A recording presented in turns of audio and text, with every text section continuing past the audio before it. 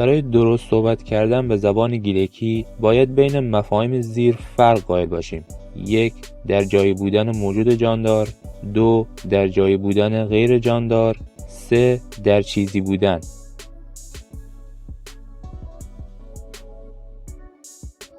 در جای بودن موجود جاندار، مثل بودن یک سگ در باغ. سگ یک موجود جاندار است. تو این حالت در گیلکی از فعل حسابان یا ایسابان برای بیان بودن استفاده می کنیم. برای مثال، باغ من سگ حسابا، یعنی در باغ سگ بود. یا باغ من سگ ایسا، یعنی در باغ سگ هست. حسابو بود، ایسا هست. دقت کنید که چون سگ یک موجود جاندار بود، ما از فعل حسابو یا ایسا برای بیان بودنش در باغ استفاده کردیم. 2. در جای بودن غیر جاندار، مثل بودن قیچی روی صندلی. قیچی یک غیر جاندار هستش. تو این حالت در گیلکی از فعلهای نابون و کتبان برای بیان بودن استفاده می کنیم. برای مثال، دوارد صندلی سر نابو یا دوارد صندلی سر کتبو، یعنی قیچی روی صندلی بود. دوارد یعنی قیچی، صندلی سر رو صندلی.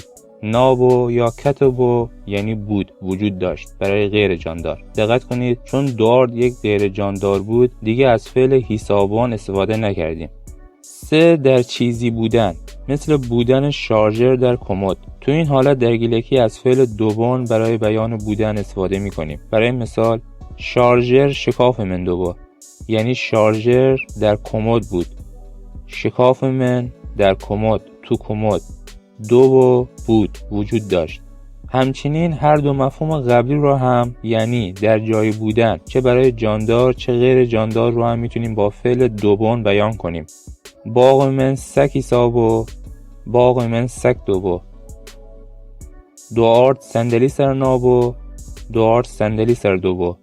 پس ما امروز با 3 فعل حسابان، نابان یا کتبان و دوبان آشنا شدیم که فعل حسابان برای بیان بودن موجودات جاندار بود و فعل نابان یا کتبان برای بیان موجودات غیر جاندار و فعل دوبان برای بیان بودن در چیزی، در جایی بود که هم برای موجودات غیر جاندار و چه جاندار استفاده می شد. سعی میکنم تو بخش توضیحات صرفهای منفی این فعل‌ها رو هم بنویسم. اگر نکته چیزی دارید تو قسمت کامنت ها به ما بگید. تا یه ویدیو آموزشی دیگه، خدا شیمی همراه.